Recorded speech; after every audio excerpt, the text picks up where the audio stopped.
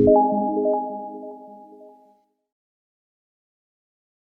guys, welcome to my channel. This is the 47th tutorial in this course, and this is going to be a really short tutorial, and what we're going to talk about is infinite loop.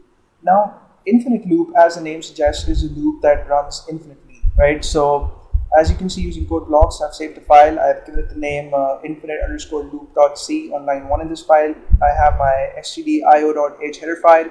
On line 2, I have the main function, and then within the curly braces, I've already typed in some code, and as you can make out, I have the for loop, and in the body of the for loop, I have a printf statement.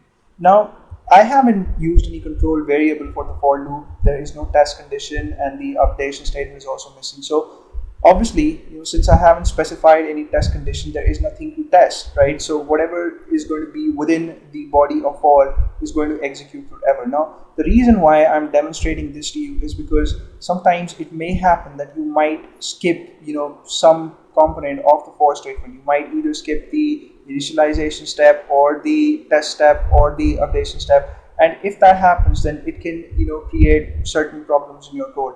And sometimes people do this because they want this effect to be there in their program. So infinite loop is not really always an unwanted thing or unwanted effect, but most of the times it would exist in your program if you missed something in your loop, right? So I've saved this file, and when I click on build and run, this is what I get.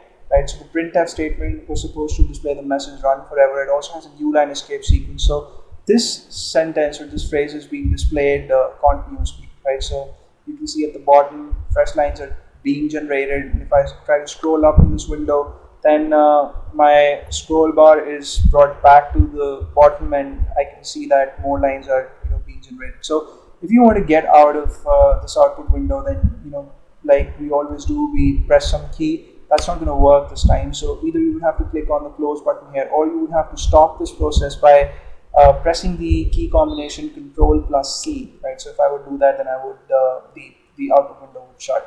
So that's it for this tutorial. In the next tutorial, we are probably going to resume our discussion on functions, and I took a little detour because I wanted to discuss goto and infinite loop with you before moving on in the course. So thank you so much for watching this tutorial. I'll see you guys in the next one, and please subscribe to my channel in case you haven't already, and I'll see you soon.